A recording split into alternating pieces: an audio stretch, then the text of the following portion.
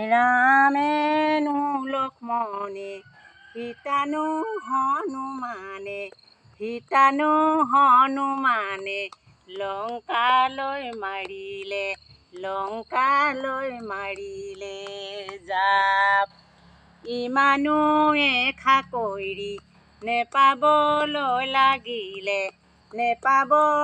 লাগিলে সঁচাকৈনো লাগিব পাপ।